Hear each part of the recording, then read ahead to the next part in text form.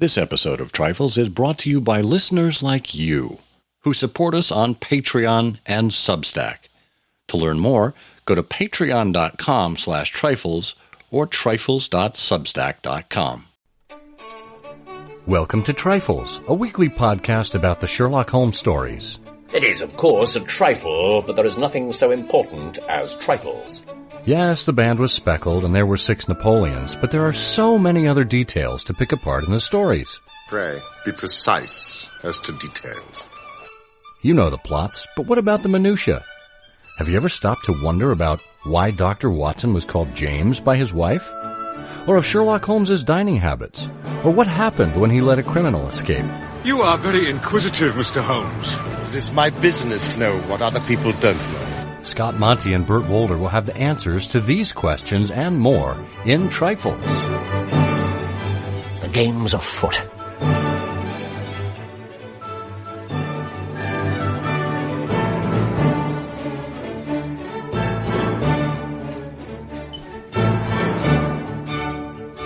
Episode 376, Canonical Luggage and Some Railway Journeys.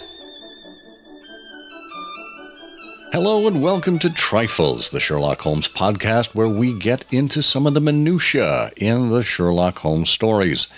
I'm Scott Monty. I'm Burt Wolder. And Burt, do you have your bags packed? I do. I have my bags packed. I've got my boarding pass. I've got my traveler's ID. I've got my portable burglar's toolkit. Fantastic. I've got my Cheetos. I got a couple of bottles of water. I've got a few snack bars. I've got my hiking shoes. Okay, good. You've got more than you need. And make sure that you have your American Express card. Don't leave home without it. No, I'm all set, but you haven't asked me where I'm going. I'll tell you where I'd like to send you. Well, you know, if you don't know where you're going, any road will take you there. Well, that is true, Alice, the White Rabbit. Yes. So I don't know if you've seen the ads for this. I just acquired one. It's a new credit card. It's Russian Express. Oh no! Don't leave home. Don't leave home. Period. Oh. So, we encourage everyone to leave home, to go out and enjoy the company of other Sherlockians when you can. Have fun with each other. Have fun with the stories. We're having fun with this discussion. This is part of a series that we are doing here in Season 8. We're talking about travel every month. And in this case, we're talking about travel with respect to some Sherlockian scholarship that we have found. And in this case, we go all the way back to 1976 in the Silver Jubilee issue of the Sherlock Holmes Journal from the summer of 1976. And we are looking at Harold Curjel's article, Canonical Luggage and Some Railway Journeys. It's a fascinating survey of the luggage that we may find throughout the canon, as well as when Holmes and Watson step away from Baker Street at various stretches of time. If you would like to support the show, you can do that by going to Substack or Patreon and looking for Trifles there. It's patreon.com/trifles or trifles.substack.com. If you support us as a paid member at any level, you are automatically entered into a drawing at the end of every month for a free back issue of the Baker Street Journal. Your support of the show allows us to keep doing what we do. Our research, our hosting costs, our email distribution, and all the rest, that goes into running a podcast. So thank you very much in advance. And let's get on this railway journey, shall we?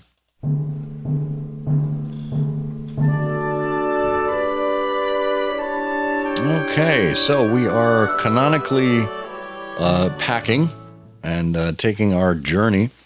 It doesn't really, if you think of Sherlock Holmes just at the top of your mind, you really don't think about him toting around luggage.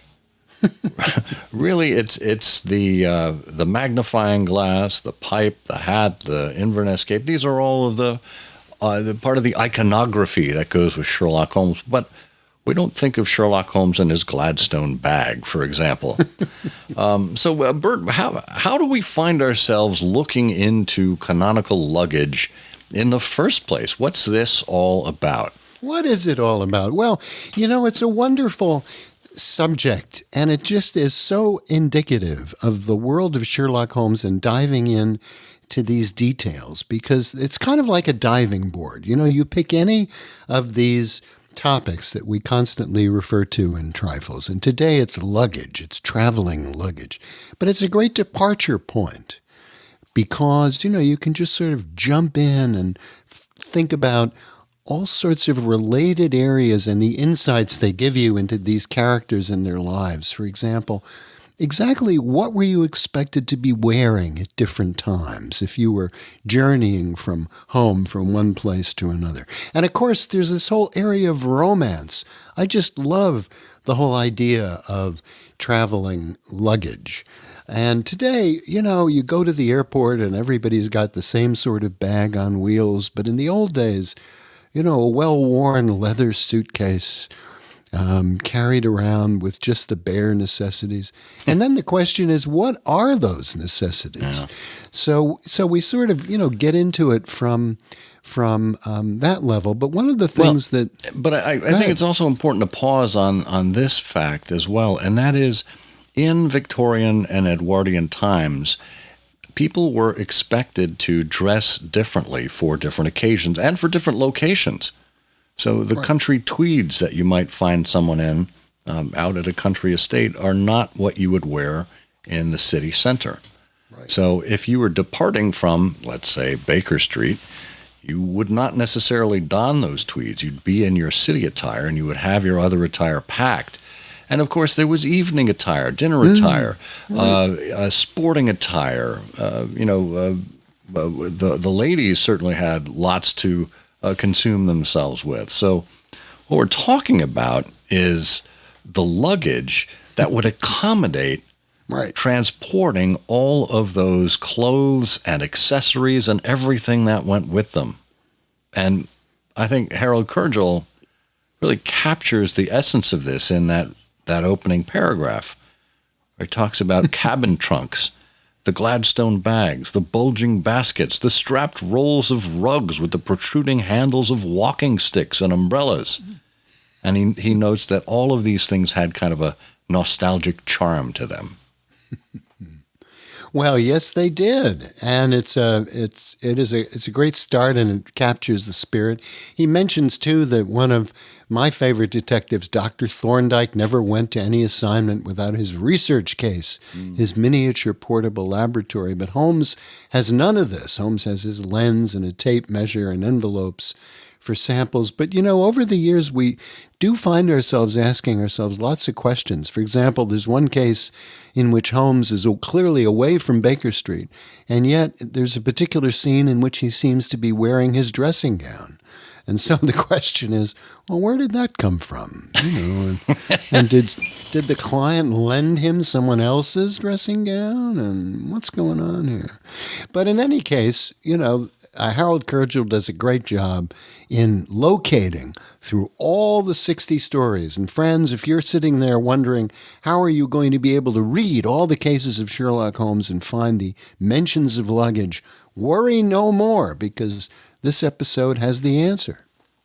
We do the work, so you don't have to. Right. Mr. Curjel does a wonderful job of laying out all of the stories in alphabetical order, which is one way to do it. Another way would be to go through in the order they appeared in print. And yet another, if you really want to take the Sherlockian hobby to its ultimate end, is to lay them out in chronological order. But then, of course, you have to wonder, well, whose chronology are we talking about? So for the sake of simplicity, let's follow Mr. Curjel's lead here and simply go alphabetically, and then perhaps pick and choose when there may be some related stories and bring them in and see what sense we can make of them. Well, the first one then would be Abbey Grange. And Abbey Grange, we know from looking later in the Curjel story here, that this was a case where they were back in London the same day. So some of these issues about what they actually took with them and where the dressing gown come from are irrelevant to Abbey Grange. But in 10 minutes of getting the summons, they are out of 221B Holmes and Watson without taking any luggage at all. And remember, that was the story where Holmes was standing at Watson's bedside with a candle in his hand. He said, "Into your clothes and come, the game's afoot." This famous phrase that we hear many times. And in this case, they were heading out to Kent. So it wasn't really a long railway journey, and they had the information they needed from that single investigation. So as you say, not necessary to pack a bag. However, in the Boscombe Valley mystery, we have Watson taking his valise from his home in Paddington. But we don't know if Holmes had any luggage with him. And I think that was the story in which Holmes sent the telegram to Watson. Come if convenient, if inconvenient, come all the same. So Watson had no idea what he was in for in this case. So out of precaution, he packed that valise. And in this case, Boscombe Valley was simply an overnighter. One night, there and back. And it's worth noting, it's worth pointing out to our listeners that in the Victorian age, it was not customary to have, you've just described earlier the requirements for different dress at different times of day. So for most of the more formal settings, with clients and country houses, you would be dressing for dinner and things like that would be a concern. But in general, you would not be necessarily changing your shirt. You would not, if you were a gent, you would not be changing your shirt. You would not be changing your trousers or your jacket. You'd be putting on a new collar, perhaps. But so my point here is there's much less to put in your valise if you're Watson. And in Boscombe Valley, in any case, they were back in London the next day. That's right. In The Blanched Soldier, well, this is just Holmes traveling, and we know that, he approached James Dodd. James Dodd was the friend of Godfrey Emsworth. Of Godfrey, that's right. He had to carry a suitcase for 5 miles going between the railway station and Tewkesbury Old Park, which is where Emsworth resided. So he had luggage there. No mention of whether Holmes had luggage during his visit. Well, and Dodd, is clearly on this pursuit of his friend. So he had some sort of suitcase, but then, like Watson, this is a former military man, and so a 5-mile tramp with a case was nothing for Mr. James Dodd. Yeah, and as you say, as you said before, he probably packed fairly lightly, or at least very efficiently, for his needs. Yeah. Now, this next case, the creeping man, is one that I've sort of focused on earlier because it's one of the longer cases. And this particular article in the Sherlock Holmes Journal by Harold Curjel, as we mentioned, does a lovely job of sorting out all of these cases. And in fact, this is one of the longer cases when they were away for some time.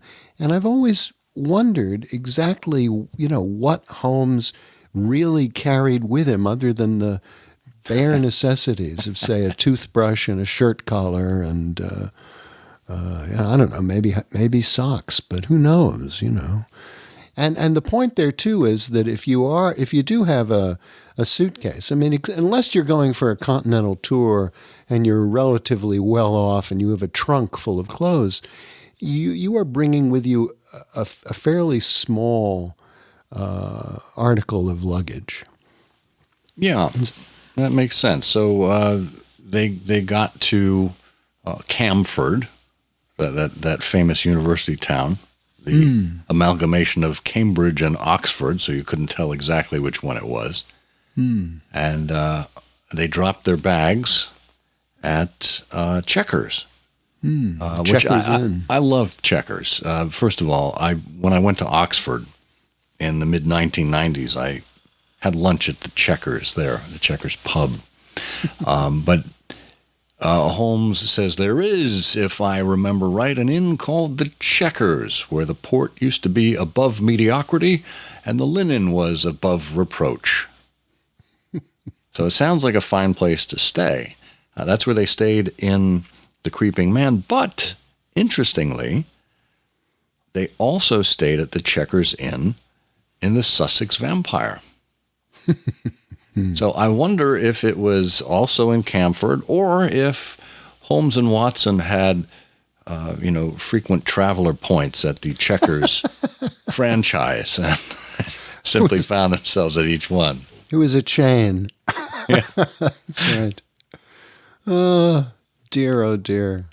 Well, it's interesting, too, and as I mentioned earlier, these things are lovely departure points. And you just pointed out this lovely reference where the linen is above reproach and the port is above mediocrity. Another indication that Holmes had sophisticated tastes when it came to things like port. I mean, how is it that this great ascetic detective who really cares so little about food, but occasionally has cobwebby old bottles and so on, has an opinion about the quality of the port at the inn? It must be that he's got some real standard of comparison there. Well, certainly when you're billing your travel to a client, it makes sense. Well, and then we get to the final problem, where Luggage really pops up because the Luggage is booked through to Paris because they want to put Moriarty off the scent. And we never learn if they've ever seen their luggage again. So they buy new luggage, which is referred to as a handbag, into which Holmes packs, as Curjel says, his priestly disguise. And they get a couple of carpet bags in Canterbury. And theoretically, they then get shirt collars and toothbrushes and whatever else they need, razors. Yeah. They've got to shave, after all. That's right. They can't be slovenly in the morning, so they need a shaving soap and a strop, and they need razors and so on. So it's not inconsiderable. So now they've got a couple of carpet bags that they buy in Canterbury, and off they go. Yeah. And it's interesting because you mentioned this notion of being shaven and still remaining fairly well put together. That instantly reminds me of the next story in the lineup here, The Hound of the Baskervilles, where, of course, Watson comes upon Holmes staying out in the rocky outcroppings in the moor, one of the stone huts that was built there by the ancient peoples. And Watson said, I stooped under the rude lintel, and there he sat upon a stone outside, his gray eyes dancing with amusement as they fell upon my astonished features. He was thin and worn, but clear and alert, his keen face bronzed by the sun and roughened by the wind. His tweed suit and cloth cap he looked like any other tourist upon the moor, and he had contrived, with that cat-like love of personal cleanliness, which was one of his characteristics, that his chin should be as smooth and his linen as perfect as if he were in Baker Street. See, now, isn't that interesting? So clearly he's got some luggage and some personal toilet items with him. But again, back to the final problem that we just finished, he was in disguise as a priest. So he has a wig and possibly some makeup, and all of that has to come off, in addition to going into his handbag. But then he needs things like a comb, and he needs, et cetera, et cetera. That's right. So it's not inconsiderable, the amount of things that if he left town without, he would need to be replacing: a brush, a comb, a razor. This is... Yeah, I mean, think of all the things you use on a daily basis when traveling. All those essentials that are in, for gentlemen, are usually in a DOP kit. or some sort of assembly of, personal hygiene items. So Now, Watson, would have been more familiar with the sort of kit that would have been provided to him as an officer in Her Majesty's service.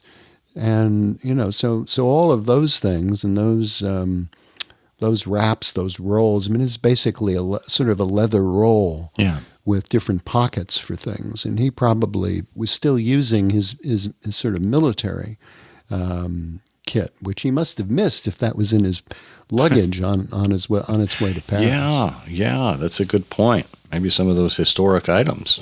But at the end of that story, Watson was mourning the loss of something much more important than his kit. So probably the furthest thing from his mind. So we have Holmes going out to Dartmoor. We have Watson accompanying Sir Henry. And this is interesting because Sir Henry came over from Canada, and suddenly he had to become the country squire that he was expected to be at Baskerville Hall. And we're told that he had done a good deal of shopping while he was in town, and that would, of course, outfit him to be appropriately attired. We're also told that he and Watson were black clothed at dinner, that is, dressed for dinner in dinner jackets, perhaps white tie and tails. That would not have been out of place during that time. And but where did Holmes's dinner jacket or white tie and tails come from? Yeah, because it's not likely he had all that stuffed away in that cave on top of the I think tour. he had Cartwright running back and forth getting his dry cleaning. I say, with all those Cartwright. letters from Watson. I say, Cartwright, mind the creases. And Curjel writes that Martin Dakin reminds us that Sir Henry's dinner jacket would not have fitted Holmes, and concludes that the artist, that is Paget, had sacrificed probability to propriety. May I suggest that Barrymore provided the dinner jacket belonging to the late Sir Charles? So, that could be the thing, because I don't think it's likely that they would have given a dinner jacket to Selden in their care packages. Yeah, well, that's is an interesting point. Yeah. I'm sure if Holmes borrowed the late Sir Charles's dinner jacket, the first thing he did was go through the pockets. There's got to be a clue in here somewhere. Yes. Or maybe an old sovereign. Yes. Well, and then we have His Last Bow, in which luggage doesn't really feature, but we do have Von Bork, who packs his secret papers into a leather valise, which Holmes later seizes. So we do have that reference anyway to a bit of luggage. Yeah.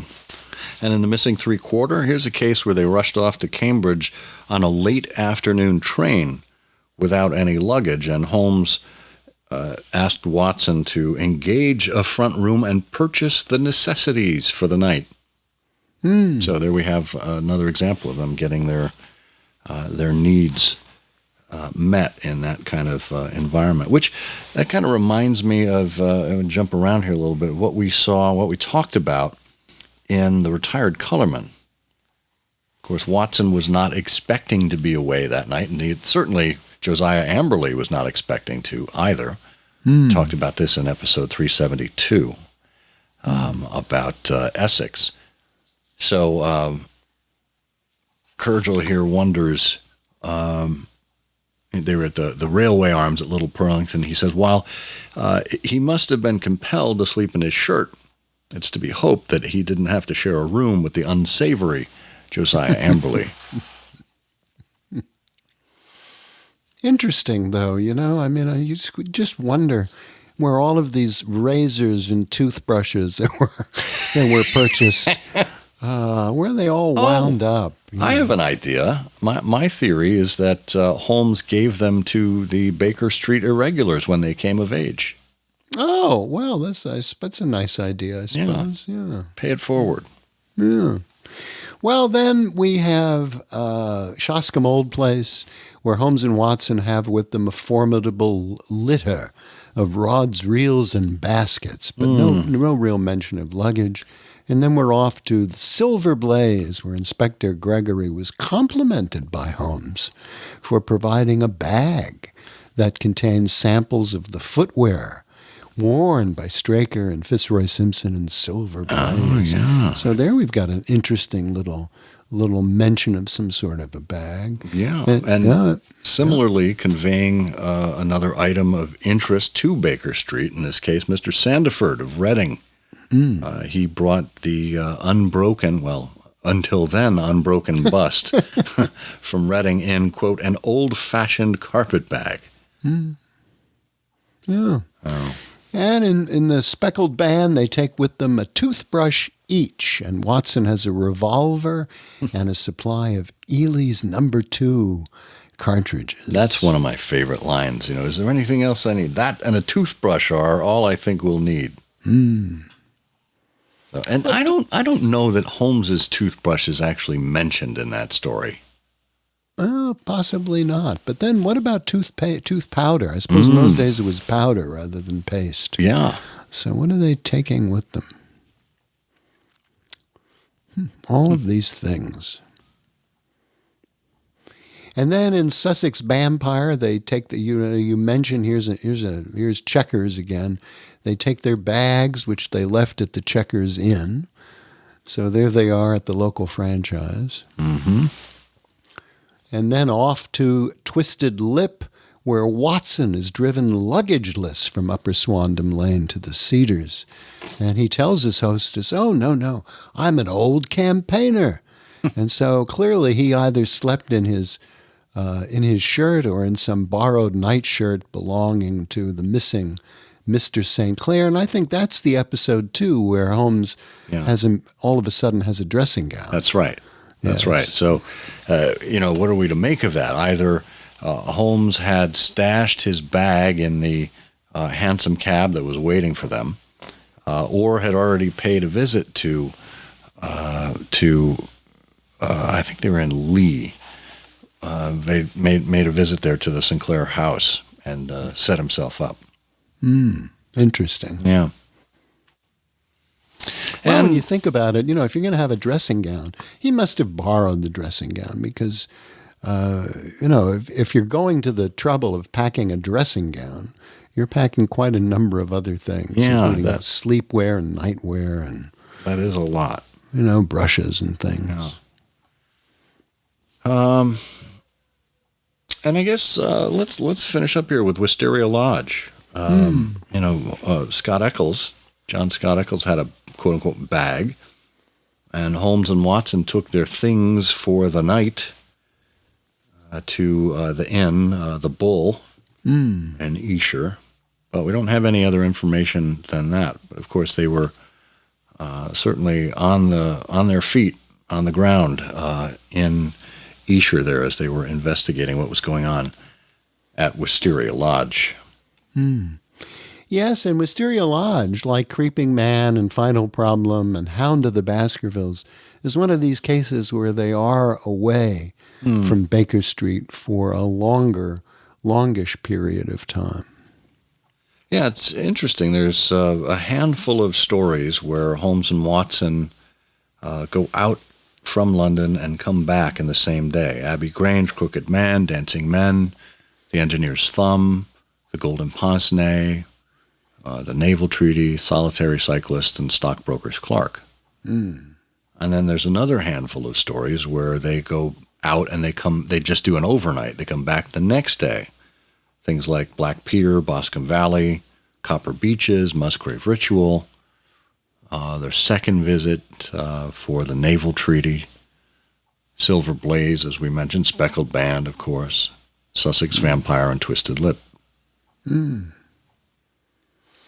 Well, it seems to me that the luggage manufacturers are missing an opportunity here. Because if you wanted to brand a line of travel paraphernalia that could be easily brought in as a carry-on or tucked under a seat or just wandered around with you for the entire day, you could do a lot worse than calling it the Sherlock Holmes brand travel luggage. And here comes our ad for the Sherlock Holmes brand luggage. Friends. Yeah. Well, all of this sounds quaint as we look at it at a distance, and we think about, the wonderful purpose designed items. The trunks, the hat boxes, the baskets, the rods and reels and walking sticks and all the rest. And actually, there's a great related link we'll have in the show notes to the travel writing desk that Arthur Conan Doyle had designed for him by Goyard, the great luggage maker. This was in the day when people traveled in great style. But of course, it sounds quaint now, but it's only quaint if you have kind of a coterie of people to haul that stuff around for you. This is why I think we travel more simply these days, because we haul our own luggage. Yes, that's true. Absolutely. And that is just a trifle. It is, of course, a trifle, but there is nothing so important as trifles. Please join us again next week for another installment of Trifles. Show notes are available on SherlockHolmesPodcast.com. Please subscribe to us on Apple Podcasts and be sure to check out our longer show, I Hear of Sherlock Everywhere, where we interview notable Sherlockians and share news of the Sherlockian world. You've taken my breath away, Mr. Holmes.